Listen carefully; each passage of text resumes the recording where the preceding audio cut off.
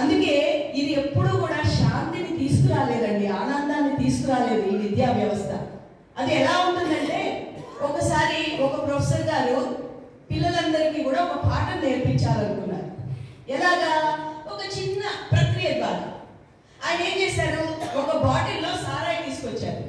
తీసుకొచ్చి దాంట్లో కొన్ని వానపాములు వేశారు. ఆ వానపాములు చచ్చిపోయాయి. ఆయన అడిగారు పిల్లలకి చూపించి, దీన్ని చూసి, ఈ ప్రక్రియను చూసి మీరు ఏం నేర్చుకున్నారు అన్నాడు. ఆయన వాళ్ళందరికీ ఏం నేర్పించాలనుకున్నారంటే, ఈ సారాయి అనేది చాలా నాశనం చేస్తుంది, ఆరోగ్యాన్ని నాశనం చేస్తుంది. ఇలా సారాయి తాగితే ఆ పాములు చచ్చిపోయినట్టు మనము చచ్చిపోతామని చెప్పాలనుకున్నాడు.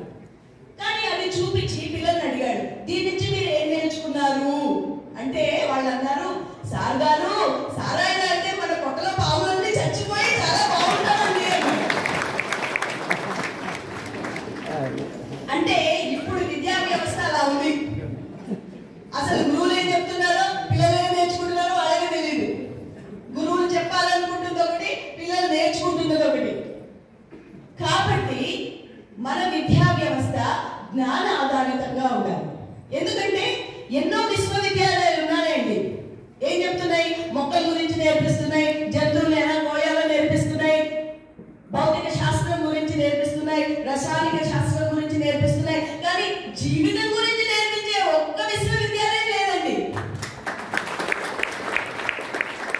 మరి అలాంటి సంకల్పంతో ఈ మానవాళిలో కేవలం జ్ఞానం ద్వారానే మార్పు సాధ్యం అనే ఒక మహా సంకల్పంతో మరి న్యూటన్ గారు ఈ క్వాంటమ్ లైఫ్ యూనివర్సిటీ అనే బ్రహ్మ జ్ఞాన పీఠాన్ని స్థాపించడం జరిగిందండి. మరి ఈ బ్రహ్మ జ్ఞాన పీఠం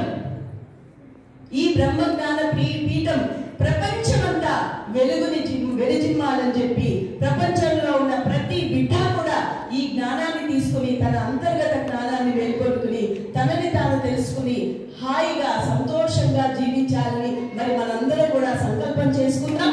మరి అలాంటి